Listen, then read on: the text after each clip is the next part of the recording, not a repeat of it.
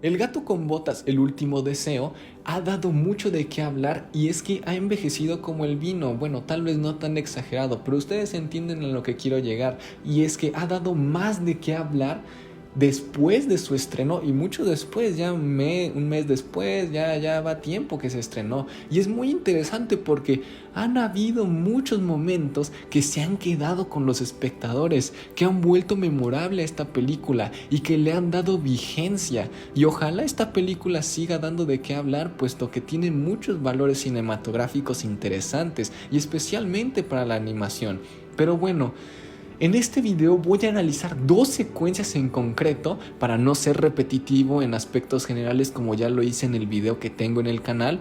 Y bueno, dos secuencias donde voy a analizar tres aspectos particulares, los cuales se conjuntan y logran hacer que estén excelentemente dirigidas. El primer elemento es la composición de la imagen, el segundo elemento el montaje que tienen las secuencias y el tercero el sonido y cómo estos tres logran hacer que el espectador se sienta inmerso en la narrativa. Así que bueno, sin más ni más, empiezo con el video. ¡Ey! Antes de continuar te invito a que te suscribas si te gusta el contenido del canal, ya que el 90% de las personas que ven esta clase de videos no están suscritas. Y bueno, si te suscribes la verdad es que me apoyarías mucho, al igual que si dejas tu like y comentas qué temas te gustarían ver en el video o qué opinión tienes sobre mis videos. Sin más ni más, te invito también a que compartas y bueno, ahora sí ya me callo y entro de lleno al video. Primero que nada, inicio con este frame la secuencia del análisis. Y es que si bien es muy convencional, genuinamente es interesante entender esta raíz para después, en el siguiente frame que les diré, entenderlo de una mejor manera. Y es que primero que nada analicemos lo más básico. Primero que nada el juego de perspectivas. Como podemos ver tenemos en esta imagen tres campos de profundidad. El primero siendo las mesas, las cuales se encuentran oscuras. El segundo, el lugar donde está el gato y el cantinero, el cual vendría siendo el segundo plano, y el tercer plano que viene siendo la ventana. Teniendo establecido este juego de perspectiva, realmente no es muy difícil intuir que lo que quiere generar la imagen es empequeñecer al gato, porque si bien es un personaje que se encuentra alejado del frame, lo cual a priori lo hace más chiquito, metámoslo en comparativa con por ejemplo esta silla, la cual incluso es más grande que el gato con botas. Esto ayuda a minimizarlo inconscientemente, ya que incluso un objeto tan desanimado y tan carente de luz y de vida tiene más presencia que el mismo gato con botas. Además, tengamos lo siguiente en cuenta, el personaje se encuentra de espaldas a la cámara, lo cual también nos está diciendo que no solo se encuentra en un estado depresivo, sino que también se encuentra en un momento de reflexión y de vergüenza. Y después tenemos este corte que si bien no es un corte directo porque se tienen unas pequeñas reacciones antes, realmente es muy interesante visualizarlo así, ya que en el frame pasado teníamos mucha oscuridad y solo el gato con botas se robaba el cuadro, pero ahora el lobo, que igualmente es introducido de una manera muy misteriosa, ocupa toda nuestra atención. Y primero que nada está claro que es por su túnica negra, la cual mancha el cuadro, siendo el negro una connotación muy clara a la muerte, personaje que acaba siendo la representación de este concepto. Pero segundo y más importante, el tamaño que ocupa en cuadro. Esto igualmente es muy básico pero muy bien empleado, ya que bueno, hay un dicho popular en la comunidad de cine que a mayor espacio en un cuadro que tenga un objeto o personaje, mayor importancia dramática tendrá. En este caso lo introducen incluso dando desde un principio que él es superior al gato con botas. Inconscientemente, mayor espacio en cuadro, más grande el personaje. Acto siguiente tenemos este encuadre, que, ojo, tampoco presenta mucho de análisis, pero sí presenta dos cosas muy interesantes. Lo primero es que el gato con botas se encuentra en el centro del cuadro, no se encuentra en uno de los tercios armónicos, lo cual los conservadores del cine dirán que está mal, pero genuinamente nos ayuda a acentuar la tensión, ya que cuando centramos a los personajes en una conversación o discusión es para aumentar las apuestas dramáticas. Y otro aspecto muy interesante es la ruptura de eje. Normalmente cuando rompemos el eje en el cine, que viene siendo también conocido como la regla de los 180 grados, es para generar sorpresa, y como vemos aquí el eje se rompe y también nos dice que es una introducción sorpresiva para el personaje. Acto siguiente, este cuadro me encanta porque es uno de los muchos que tiene esta película en los cuales se guía perfectamente la mirada del espectador. Primero que nada, veamos al lobo. Nos llama mucho la atención porque antes que nada ocupa 2/3 de la imagen, incluso la viga del fondo nos ayuda a hacer una línea de los tercios, pero es muy interesante ver cómo su negro acaba intoxicando todo este cuadrante, dándole este aura mortífera. También miren su boca, la cual genera una línea diagonal. Ya he hablado cómo las líneas diagonales dan dinamismo a la imagen, pero también una línea diagonal genera una sensación aberrante en el espectador, una sensación de extrañeza. ¿Y hacia dónde guía nuestra mirada? Hacia el vaso donde vemos el reflejo del gato con botas. Nuevamente se nos vuelve a recalcar la idea de que el gato con botas no es rival para este personaje, que es una cosa mínima comparada con él. La imagen está perfectamente compuesta, ya que en ambos tercios, tanto en el tercio superior de la derecha como en el tercio inferior de la izquierda, podemos ver una composición bastante equilibrada. Y ojo, este mismo detalle del reflejo del gato con botas es muy interesante, no solo porque guía nuestra mirada, sino porque lo minimiza en cuadro. Nuevamente este frame vuelve a centrar las cosas, pero es muy interesante ver lo siguiente, y es que es una imagen que está descompuesta visualmente. Por un lado, siendo este el de la izquierda, tenemos una imagen llena, tenemos una imagen donde se ve toda la barra del cantinero. En el centro tenemos a nuestros personajes, por lo que nuestra mirada se va inconscientemente hacia allá. Pero a la derecha, ¿qué tenemos? Exactamente, no tenemos nada, tenemos vacío, y eso genera también una sensación de extrañeza en el espectador, ya que hay mucho espacio vacío, espacio que nos genera ruido, ya que no vemos nada, no sabemos qué hay, y ese mismo espacio también noten cómo es contaminado por el mismo color del lobo.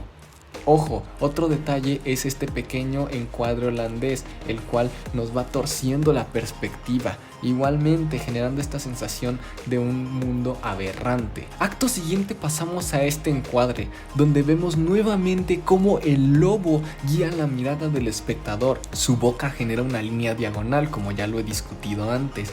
Y ahora lo interesante es que el gato con botas incluso se intenta retirar de la situación, pero acaba siendo incluso oprimido en el cuadro nuevamente. En esta ocasión gracias a las botellas, las cuales nuevamente como las sillas con el juego de perspectivas minimizan aún más al personaje, haciendo parecer este objeto tan básico como una botella, lo hacen parecer más grande, monumental comparado con el gato con botas.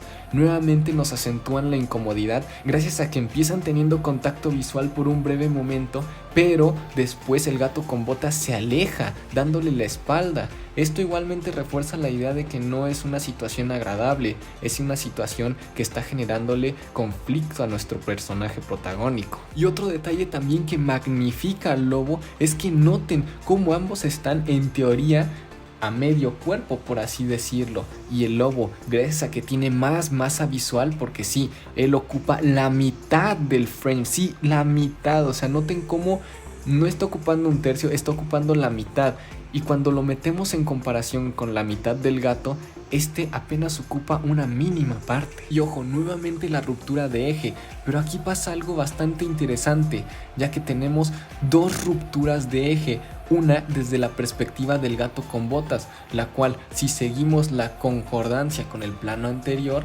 vendría siendo la correcta, y la del lobo la ruptura de eje. Y ahora otra cosa muy interesante es cómo el lobo, mientras va señalando la parte de muerto en el cartel del gato con botas, se hace un jump cut, Un jump cut es cuando pasas de un plano a otro, pero sin hacer el contraplano, el cual vendría siendo en este caso mostrar la cara del lobo, pero aquí se nos hace un jump cut a la parte de muerte.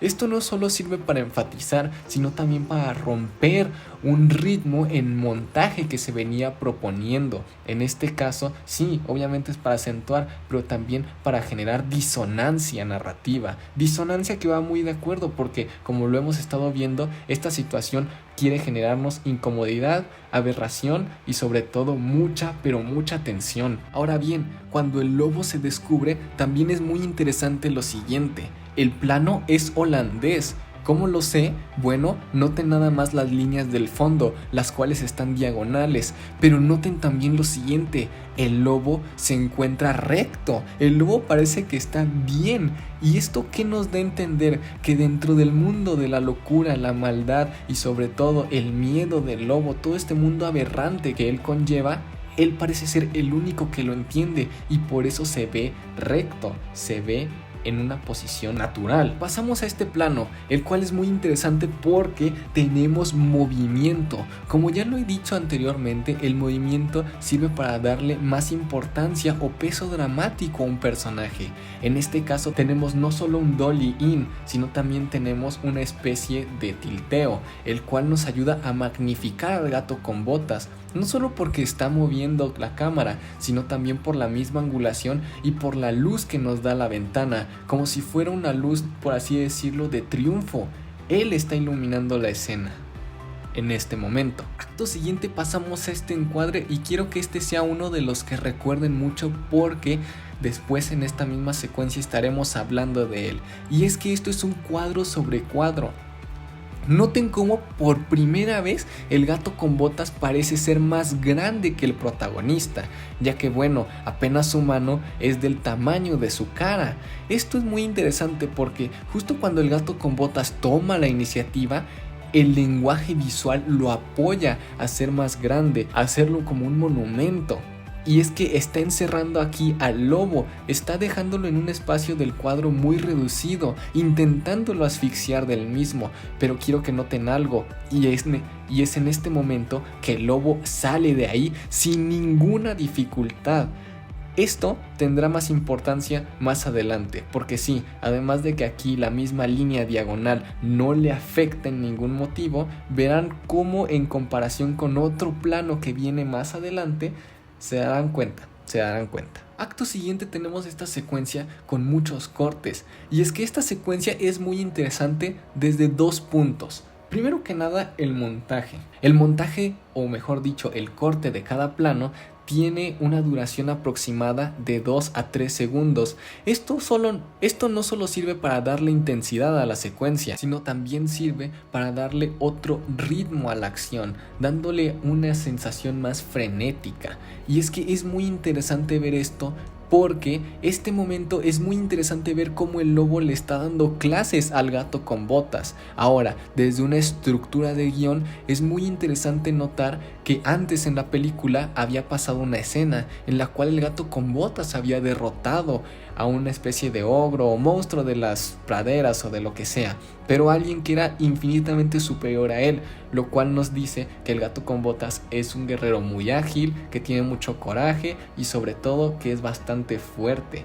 Pero todas esas características se pasan inherentemente al lobo porque el lobo logra derrotarlo. Esto es genial desde una estructura del guión porque estás construyendo tu villano a través de tu protagonista, dándole no solo el mismo poder que tiene, sino en este caso más, volviéndolo un enemigo bastante letal. Y ojo, después tenemos este plano en el cual se rompe el ritmo de montaje.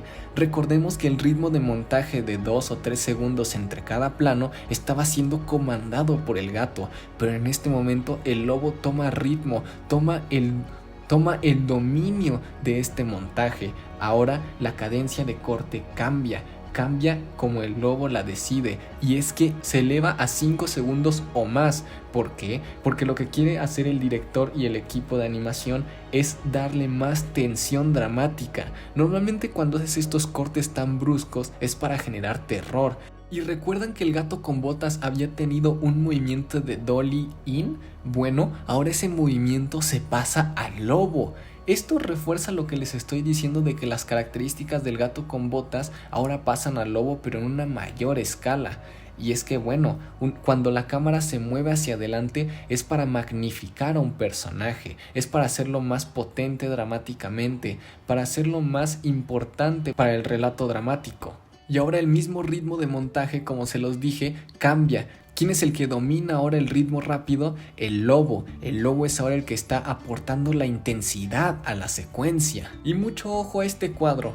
Quiero que noten los siguientes elementos. Primero que nada, como en otros frames, se encuentra perfectamente compuesto a un nivel fotográfico, o en este caso de animación.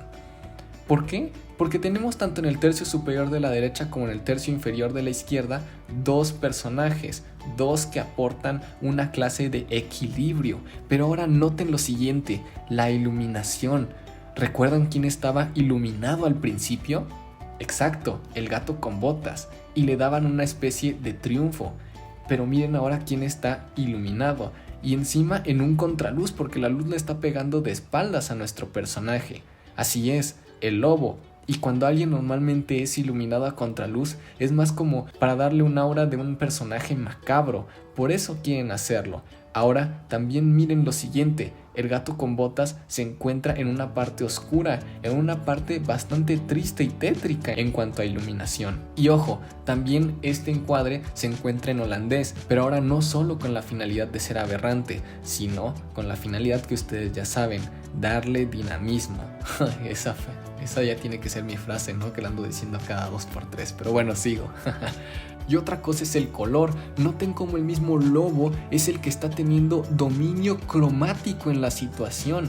Esta mentalidad de darle también importancia al color no solo nos ayuda a entender de qué va, así, de que es oscuro y ya está. No, la misma tonalidad está de acuerdo con el lobo porque este es quien tiene el control de la situación. Recordemos que una pelea obviamente siempre es un intercambio de poder, un intercambio de ganancias, pero de ello hablaré un poco más adelante. Seguimos con el montaje acelerado y frenético hasta este momento donde incluso el color cambia a un rojo violento. Y es muy interesante el uso de este color, no solo para acentuar la sangre, sino porque el rojo, cromática y simbólicamente, es una manera de representar trauma. Y eso es lo que le deja el lobo al gato con botas, un trauma permanente por toda la película. Además, nuevamente la forma de componer la imagen es bastante interesante.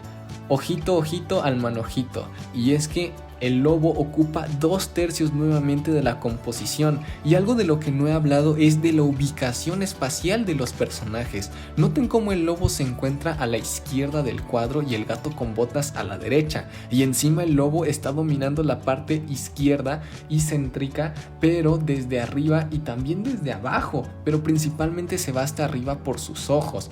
Y ojo, noten cómo el gato con botas está a la derecha del cuadro y ocupa una mínima parte y encima la parte más baja del cuadro, siendo esta la parte inferior de la derecha. No me he tomado el tiempo para hablar sobre izquierda y derecha y sobre cómo estos personajes están ubicados, pero es que normalmente asociamos a la izquierda con lo siniestro, no por nada se le dice siniestra también. Y a la derecha a lo diestro, a lo correcto, no por nada se le dice diestra. Y es que bueno, obviamente el mal está al lado izquierdo, lo siniestro, lo cual nos ayuda en este juego de ganancias a interpretar que el mal está dominando al bien. Ahora ojo, nuevamente las líneas de composición nos ayudan a entender a dónde guiar nuestra mirada. Primero que nada, la mirada del lobo y su boca, eso creo que es lo más claro, pero segundo y más importante es la forma de componer el cuadro, y es que igualmente está en holandés, lo cual refuerza este sentimiento de una situación aberrante, pero sobre todo nos refuerza la idea de un mundo en el cual el gato con botas siente miedo. Ahora bien, paso a este cuadro, el cual también me parece bastante interesante en dos sentidos. El primero es que es un cuadro extremadamente dramático, es un extreme close-up donde estamos viendo los ojos del gato con botas y obviamente nuestra mirada como espectador debería de ir hacia sus ojos, ¿no? Hacia su trauma. ¿No es así? Bueno, mi querido espectador, nuestra mirada no se va al gato, se va al lobo, y el lobo que se encuentra en los dos ojos.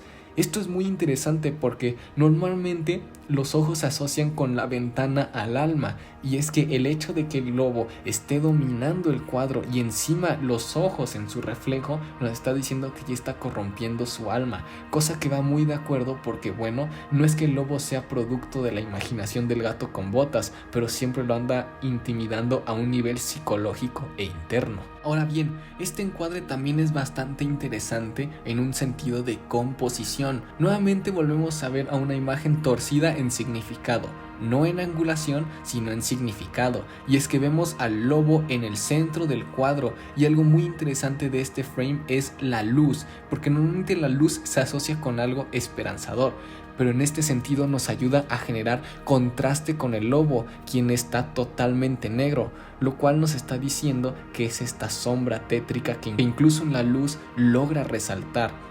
Ojo, también algo muy interesante es su ubicación en el cuadro, y es que se encuentra en el centro. Normalmente también se asocia mucho la simetría con el terror. Normalmente por eso, cuando alguien está encuadrado en el centro, no es solo para darle importancia, sino también para aumentar su sentido de terror. Si no, pregúntenle a Kubrick en El Resplandor y por qué ponía cada rato a Jack Nicholson en el centro del cuadro. Y ojo, el lobo está comandando un movimiento de cámara, tanto el dolly in como el zoom out. Y pasamos a este encuadre que para mí es el favorito y creo que es el que define a la perfección esta secuencia. Y es que recuerdan cómo les hablaba de cuando el gato con botas tenía su mano y encerraba al lobo y el lobo lograba salir con facilidad.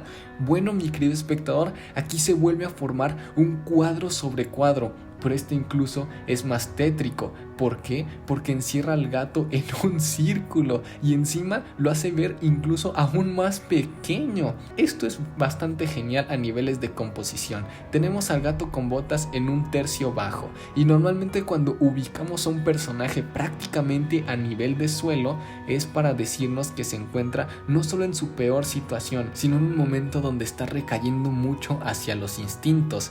Ya hablé de esto en mi video del diseño de producción en el cine y de la importancia de saber dónde ubicar espacialmente a tus personajes, pero aquí lo repito, y es que vemos al gato con botas en el tercio inferior, en el tercio que se asocia con los instintos. Pero bueno, ya que tenemos al gato con botas aquí en su parte más ínfima, también noten cómo la cámara apoya esta idea, ya que la misma cámara está a nivel de suelo, en el punto más bajo, nuevamente reforzando el estado emocional del gato con botas, un estado de confusión, paranoia, miedo y sobre todo de inferioridad. Este momento es muy breve, pero también es muy interesante ver cómo se forma un pequeño dolly zoom, movimiento inventado por Hitchcock, el cual es conocido coloquialmente o formalmente, ya no sé, porque cada quien se anda peleando sobre ese significado, pero bueno, es conocido como el efecto vértigo, efecto que nos ayuda a generar una situación inestable. Si no, pregúntenle a Steven Spielberg en Jaws, o bueno, ¿para qué me voy tan difícil? Pregúntenle a Hitchcock en Vértigo. Acto siguiente tenemos a los recuerdos del gato con botas, pero noten algo en la iluminación. Estos recuerdos son con una tonalidad muy grisácea, muy triste, y se supone que deberían de ser momentos muy difíciles, pero normalmente cuando alguien se está enfrentando a una situación mortal donde ya está recordando mediante imágenes abruptas toda su vida, se recuerda de una tonalidad de esta clase, una tonalidad grisácea, corrompida y corroída. Ahora bien, tenemos este siguiente momento donde la cámara hace un tilt up, nuevamente para magnificar al personaje, y en este caso magnifican al lobo, quien sigue en el centro, generando una simetría aberrante. Este encuadre me encanta porque es la manera en la cual nos están dando más importancia del silbido. ¿Recuerdan cómo les había dicho que a mayor importancia en cuadro, mayor peso dramático tiene un objeto o personaje? Pues bueno, mi querido espectador, la razón por la que el silbido se nos queda tan grabado a nosotros como espectadores es precisamente por este momento, porque el mismo encuadre le da mucha importancia al silbido. Y ojo, sé que no he hablado del sonido, pero ahorita también lo toco. Y es que se nos deja unos segundos con este silbido, como si quisieran que nos quedáramos con él inconscientemente. Ahora bien, pasamos a este frame, el cual también me es muy interesante, porque normalmente cuando uno apunta cenital metal, a algún objeto, es para minimizarlo, pero aquí tenemos dos perspectivas. La primera es la sombra del lobo, la cual se lleva todo el peso dramático del cuadro, porque digamos que gracias a la manera en la que está compuesta la línea, porque sí, tenemos una línea diagonal entre la puerta y un poco de la pared, la cual cruza correctamente el tercio inferior de la derecha, no solo tenemos ese elemento que genera una sensación aberrante, sino que la misma sombra, miren cómo está ubicada, igualmente diagonal, igualmente tétrica, y parece engrandecida. Parece como si a esta sombra le estuviéramos haciendo, mediante el juego de perspectivas, una especie de encuadre frontal, y el gato parece como si estuviera en el suelo, como si estuviera tirado, horrorizado por lo que está viendo, aunque lo interesante es ver cómo el gato está parado y la sombra está en el suelo. Este otro encuadre es bastante interesante porque, ojo, noten cómo la misma luz está con el lobo, a contraluz, como ya lo he dicho, pero noten también la misma simetría que se genera, un cuadro sobre cuadro que no afecta al lobo porque es quien tiene dominio dramático sobre la situación. Y después cerramos con esta toma, la cual es también muy interesante porque nos deja con un close-up. Igualmente es con lo último que nos quedamos del lobo, esos ojos siniestros y esa cara malévola.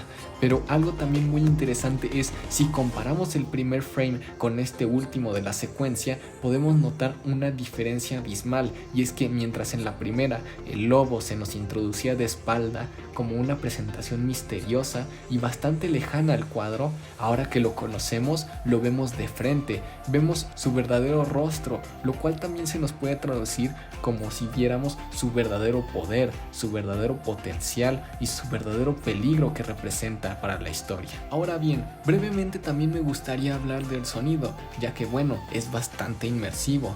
Primero que nada, el latido del corazón. Disculpen si no puedo poner el sonido, pero quiero también aclarar algo rápidamente, y es que este video ya lo había subido, pero por temas de sonido y todo eso me lo acabaron tumbando. Así que bueno, voy a poner los momentos donde pasa y ya cuando lo vean me dicen si estoy en lo correcto o si soy un tonto. Pero bueno, ahora sigo. Y es que por ejemplo en este momento vean cómo los latidos del gato con botas van acelerando y cada vez van sonando más, lo cual a nosotros como espectadores nos mete en esa misma tensión, en ese mismo estrés por el cual el personaje atraviesa. Las pisadas y el sonido de sus armas del lobo también son muy presentes, ya que incluso por momentos acaban teniendo más protagonismo sonoro en el encuadre, más protagonismo que cualquier otra cosa. Las pisadas del lobo suenan más, incluso si nos damos cuenta y ponemos atención, los diálogos del lobo tienen una frecuencia levemente mayor que la de los diálogos del gato con botas a partir de la mitad de la secuencia en adelante. Pero sí, lo más interesante del sonido es el silbido. Y ojo, si bien este sirve como un leitmotiv narrativo, hay algo también muy interesante, y es cuando este sonido transiciona de un sonido diegético a un sonido extra diegético. ¿Y a qué estoy hablando con esto? Bueno, habla en español, arte. Bueno, ya voy a hablar en español. Un sonido diegético es aquel que los personajes escuchan en la historia.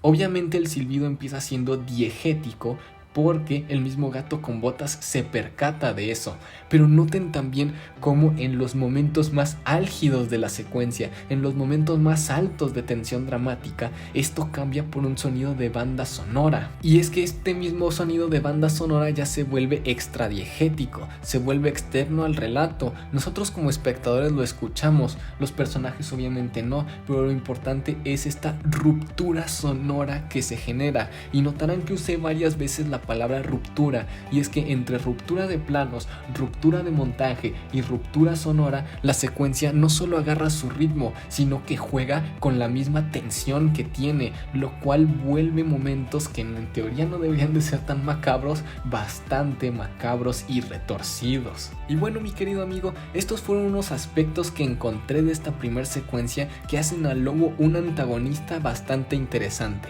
Tenía planeado hablar también de otra secuencia, pero pero el video la verdad se hizo bastante largo y no sé si se vuelva un video infumable. Pero si quieren que hable de la secuencia que ahorita están viendo en pantalla, dejen su like porque me parece un gran contrapunto dramático muy bien logrado, porque se invierten las situaciones y se invierten las dinámicas de poder. Muchos encuadres que habían sido utilizados para magnificar al lobo cambian y ahora magnifican al gato con botas, lo cual es bastante interesante porque aunque sea la misma situación, siendo esta la pelea de un antagonista con un protagonista, las variables son diferentes y vuelven a las secuencias lo suficientemente originales para mantenerse dramáticamente en el relato con solidez. Pero bueno, ahora sí, creo que esta es la escena maestra, o mejor dicho, la mejor escena de la cual he hablado. Y bueno, si te gustaría seguir escuchándome hablar de esta clase de cosas con una profundidad